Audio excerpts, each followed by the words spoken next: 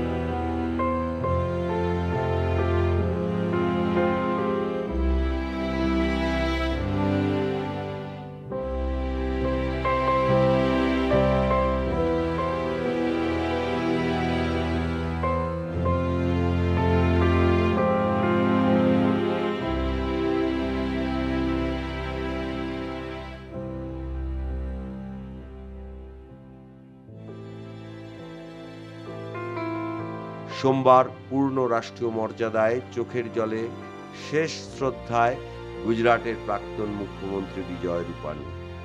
শেষ যাত্রায় উপস্থিত গুজরাট সরকারের পদস্থ কর্তা ব্যক্তি ছাড়াও বিজেপির উচ্চপদস্থ নেতা মন্ত্রীরা।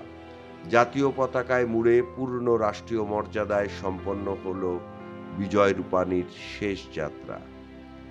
চোখের জল, হাহাকারের মাঝেও রয়ে যায় স্বজন হারানোর স্মৃতি, আর সেই স্মৃতি কিছুতেই ভুলবার নয়।